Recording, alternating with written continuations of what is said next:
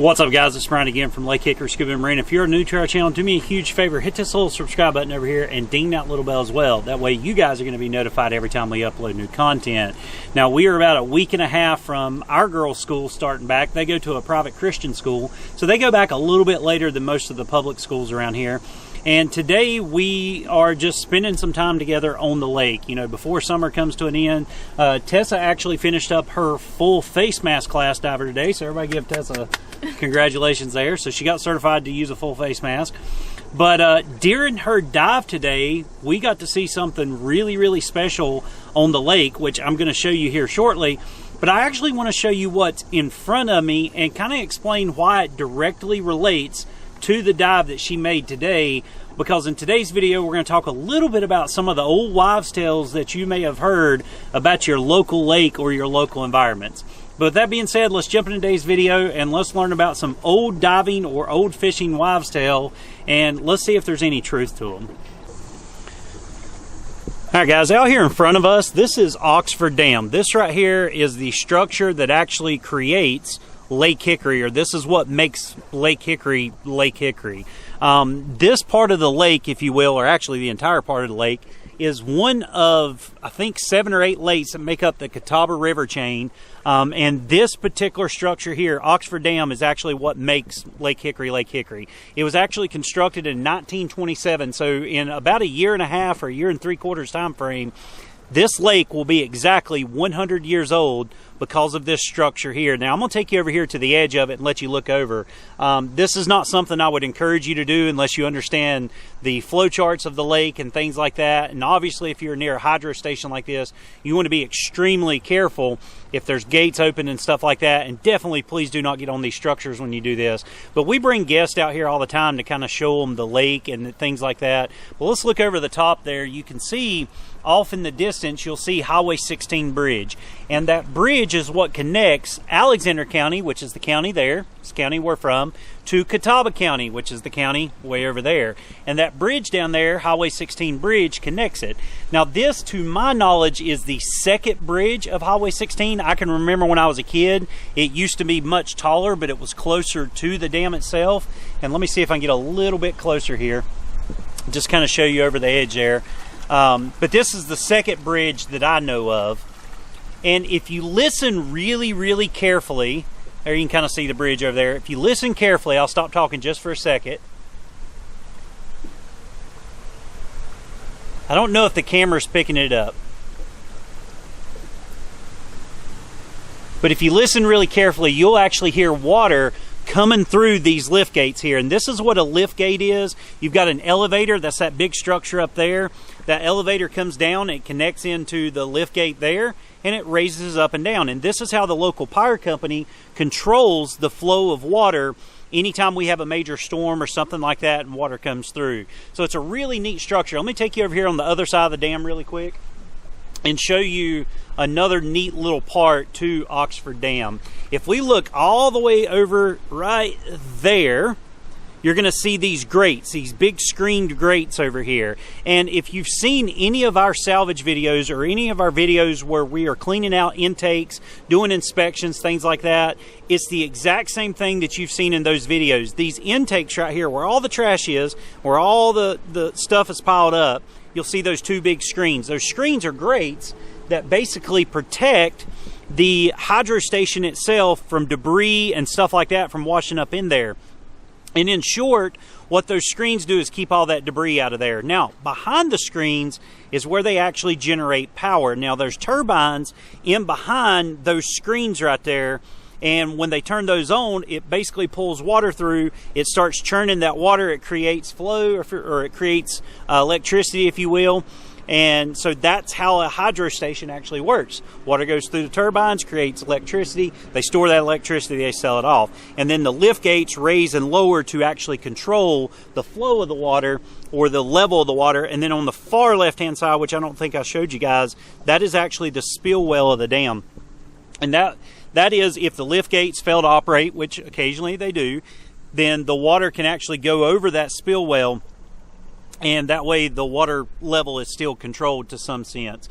But let me flip the camera around really quick, and I want to talk a little bit about the history of this lake and how it applies to Tessa's full face mask class today, which it looks like she's asleep.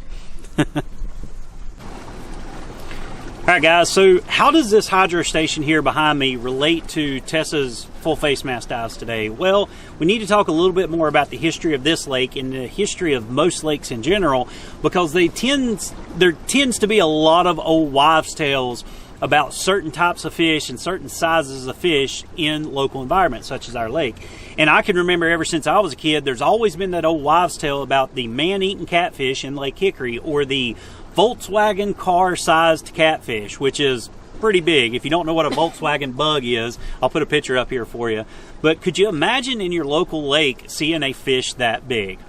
Yeah, I can't neither. Now, are there fish that big? Absolutely. There's actually fish bigger than that. Personally, I've dove with whale sharks that were the size of school buses. I've dove with, all different types of species of sharks in our lake, anywhere from a 10-footer to a 15-footer, all the way up to a 20-footer. I've personally dove with Goliath, big Goliath groupers that could literally open their mouth, and one of my girls could swim in and never touch the fish. They were actually that massive. So yes, there are some massive fish in this world.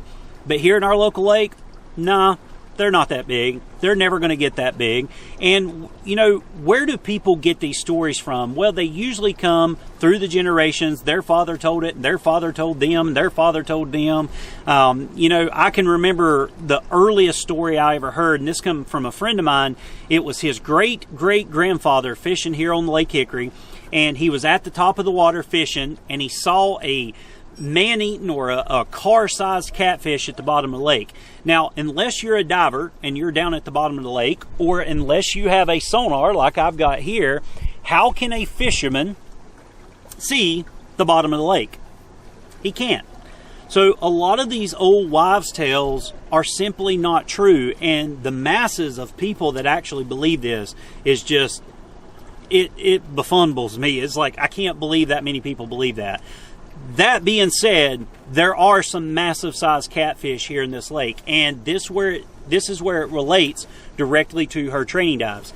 Today during her training dives, we were out on her platform doing skills. We're about 20 foot deep, and we came across a 45-pound catfish. Now, the state record for our lake, I believe, is around 50, maybe 55 pounds. I'll put you a picture up here for it. But yeah, it was a 45-pound catfish. In short, this fish probably had a head on it that was a good 12 inches across. Lengthwise, it was probably, if I had to guess, close to 4 foot tall. Now, my youngest daughter here, Tabby, she is roughly 4 foot tall. Okay, so it was about the size of Tabby. So if you look at Tabby, that's about how big that catfish was. Now, I'm going to show it to you here in a video, because we were actually down there doing her skills. It took us about 25 minutes to knock out all our skills, and this catfish didn't have a care in the world. It was literally sitting on the platform the whole time we were there, and we've got about 3 to 5 minutes of footage of it before it finally just got bored with us and it swam away. So afterwards, we left the area, we went and made a dive around our playground, and we came back, and he was right back on the platform. Didn't have a care in the world that we were there. But yeah, to be honest with you guys, there is no catfish that can eat you in Lake Hickory, and most lakes do not have catfishes that can eat you. When you hear those old wives' tales, just take it with a grain of salt and move on. But guys, I do want to show you the footage of this, because I really think you'll find it interesting. I think you'll find it very neat. But let me know down in the comment section, have you ever heard that old story? Maybe it was from an old commercial diver or an old fisherman on the lake that saw it. And let me know, do you believe that your local lake has that size of fish?